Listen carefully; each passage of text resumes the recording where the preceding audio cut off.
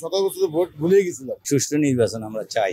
সব জল্পনা কল্পনা শেষে আলোর মুখ দেখতে শুরু করেছে নির্বাচনী ট্রেন। দীর্ঘ সময় পর নিজের পছন্দের প্রার্থীকে ভোট দিতে পারবেন সাধারণ মানুষ। দর্শক, বাংলা নিউজ 24 এর ফেসবুক পেজের বিশেষ আয়োজন মতে আপনাদের সবাইকে স্বাগত জানাচ্ছি। আমি তুলনা আফরিন।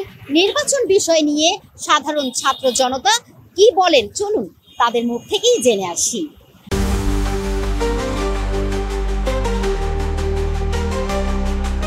নির্বাচনে আমি নিজের পছন্দ মতো প্রার্থীকে ভোট দিব ইনশাআল্লাহ। সুষ্ঠু নির্বাচন আমরা চাই। 17 বছর ভোট ভুলে গেছিলাম। এমনকি আপনার স্থায়ী নির্বাচন মানে স্থানীয় সরকার এই ভোটগুলো আমি দিতে পারিনি।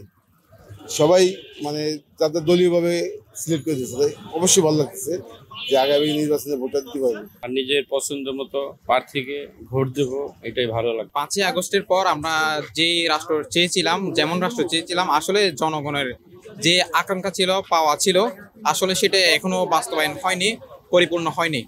তো নির্বাচনের ক্ষেত্রে যদি বলি, মানে এখন যে রাজনৈতিক দলগুলো আছে এখানে আমরা মানে ভোট দিব যে এরকম কোনো রাজনৈতিক দলকে আমরা দেখতেছি না। সকল দলের অংশগ্রহণ নির্বাচন এবং ফেয়ার নির্বাচন হবে এবং স্বচ্ছ নির্বাচন হবে, সেটাই চাই। পছন্দ যাত্রীকে ভোট দিয়ে নির্বাচনে পাশ করাবো। 24-এর গণঅভ্যুত্থানের পরে আমাদের যে সবচেয়ে বড় স্বপ্ন ছিল যে আগে ফ্যাসিস্ট আওয়ামী রেজিমের বিচার হবে, তারপর যারা যারা নাকি পতিত স্বৈরাচারের যারা দোসর ছিল, আওয়ামী লীগের বড় বড় নেতা ছিল, তাদের যারা পালাতে সহায়তা করেছে তাদের বিচার হবে। ইভেন এই 16 বছর যত অপকর্ম, যত দুর্নীতি হয়েছে, যত মানুষ আপনার গুম খুন ধর্ষণ হয়েছে, সেগুলোর আমরা বিচার আগে চেয়েছিলাম। রাষ্ট্রটা একটা সংস্কার ব্যবস্থায় চেয়েছিলাম, কারণ যেই সংবিধান বর্তমানে যেই রাষ্ট্রীয় কাঠামো বিচার ব্যবস্থা রয়েছে, এর মাধ্যমে যদি নির্বাচন দেওয়া যদি হয়, আমি ব্যক্তিগতভাবে মনে করি যে আমাদের যারা জুলাইয়ে যারা আহত হয়েছে, নিহত হয়েছে, শহীদ হয়েছে, তাদের রক্তের সাথে এটা বেইমানি হবে। কারণ আমরা এখন পর্যন্ত জুলাই অভ্যুত্থানের ঘোষণাপত্র পাই নাই, আমরা জুলাই সনদ পাই নাই।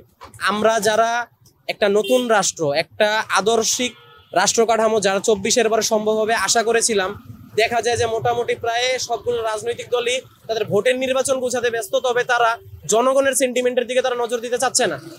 দেশের ভিতর এখনো অনেক অপকর্ম, অনেক দুর্নীতি, অনেক কিছু রয়েছে যার বিচার চাইলে ইন্টারিম সরকার করতে পারে। তারা সেদিকে কোনো ফোকাসই দিচ্ছে না, তারা একতরফা খালি নির্বাচনের দিকে যাচ্ছে। আমরা আমাদের পছন্দের ব্যক্তিকে আমরা দেখতে পাবো এবার। তবে আমার মনে হয় যে এখনো আমাদের পছন্দের ব্যক্তি যে সুশৃঙ্খল একটা ভোটের মাধ্যমে যে আসবে ক্ষমতা, এটা আমরা আসলে বিশ্বাস করতে পারতেছি না। কারণ এখনো দেখা যায় 5ই আগস্টে স্বৈরাচার দেশ থেকে চলে গেছে, কিন্তু তার দোসর কিন্তু রয়ে গেছে। এখনো রাষ্ট্রের অনেক গুরুত্বপূর্ণ পদে তাদেরকে দেখা যায়। যদি ওই বিষয়গুলো যদি সংস্কার না করে যদি নির্বাচন দেওয়া হয়, তাহলে দেখা যাবে ঘুরে ফিরে ওই স্বৈরাচারী যে একটা সিস্টেম, যে একটা অবয়ব, ওইটা কিন্তু রয়ে যাবে। ওইটাতে কিন্তু আমরা মুক্ত পাবো না।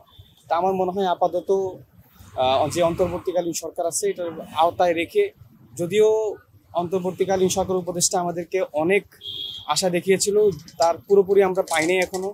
আমার মনে হয় যে ওই যে আশাগুলো দেখিয়েছিল 5ই আগস্টের পরে, ওইগুলো পূরণ করে তারপরে গিয়ে নির্বাচনটা দেওয়া উচিত। তখন গিয়ে আমরা আমাদের পছন্দের প্রার্থীকে আমরা পাবো।